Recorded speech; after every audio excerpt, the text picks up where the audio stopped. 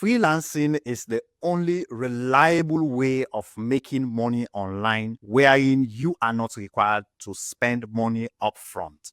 Now, I want you to listen to me very well.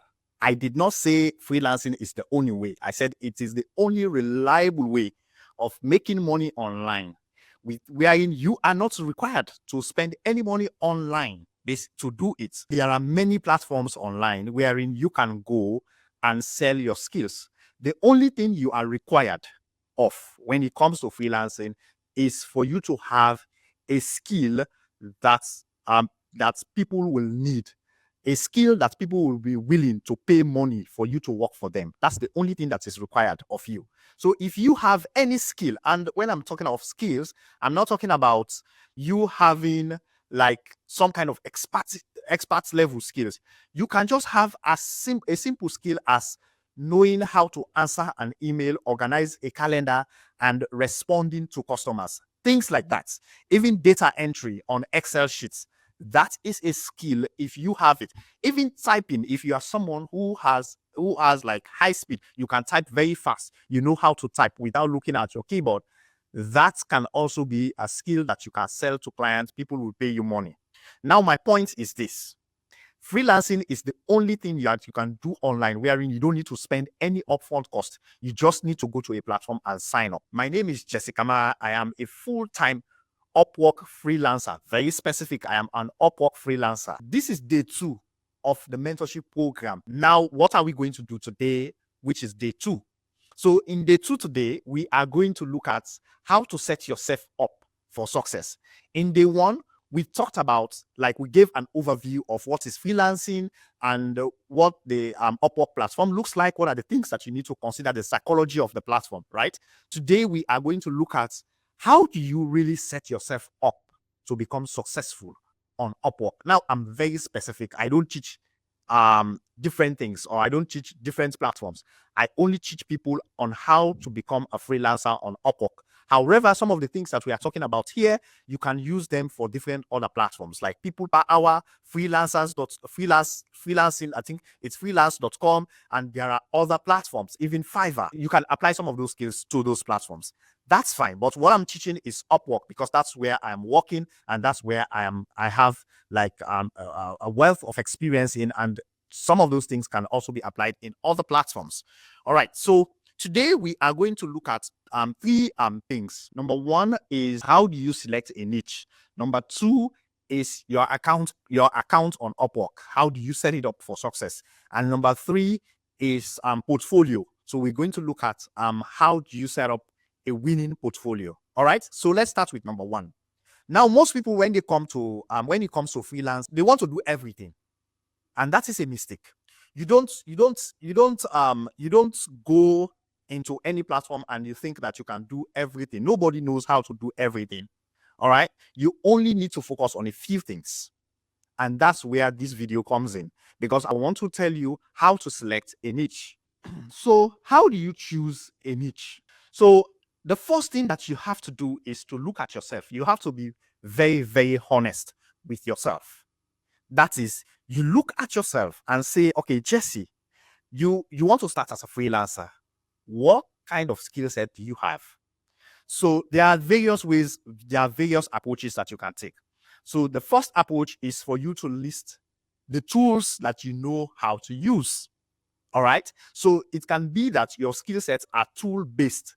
That is, you have skill sets that are tied around tools. What do I mean by this? Say, for instance, you are somebody who is an expert in Excel. So your skill set is based on the Excel application, or maybe Google Drive or Google Sheets.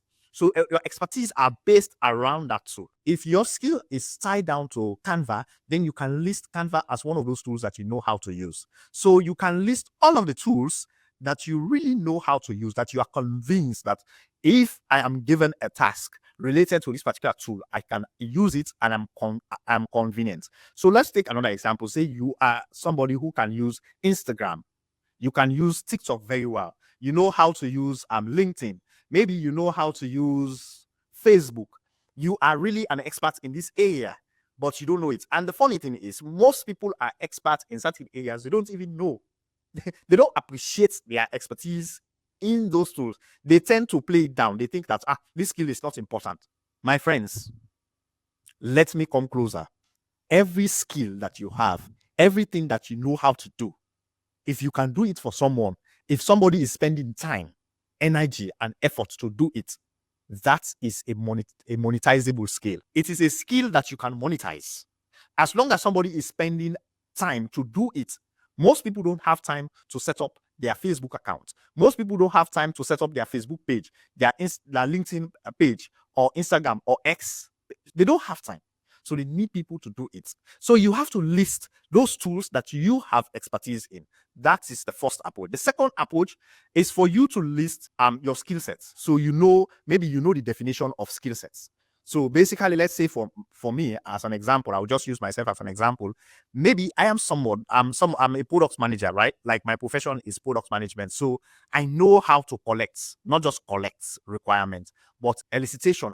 I do understand the psychology, the methods, the way of getting requirements from a user, even when they did not say so. Even the things that they are not saying, I know exactly how to collect that information. I have that expertise. I've done it for many years, so I know how to do it. All right. So that is a skill. Requirement elicitation is different from requirement gathering. So that's a skill that I have because I've done it. I have the experience. I've done it multiple times. Another thing that I know how to do is to transform ordinary requirements or a list of requirements into product requirements. Product requirements that have acceptance criteria. That is another skill that I have. So if you look at this set of skills, I will list multiple set of skills within the product management domain. All right. So you can do the same thing. So let's take another example. Say data entry. Say, for instance, I know how to type. So I can type X amount of words in Y amount of time. So that's a skill that I have. And also I can enter data in Excel sheets. I know how to manipulate data. I know how to create graphs on Excel sheets. So I list all of those things that I know how to do. If you can do that, you can look at yourself. You look at what you can do, including things like using your phone to do posts, to send posts, respond to posts, responding to comments, and all of those things that are in between. That is one method. That is another method. That's the second method. So you can list all of the things that you are capable of doing. Now, you have to be very careful here. I am not saying you should list things that you know how to do. I said list things that you know you are able to do.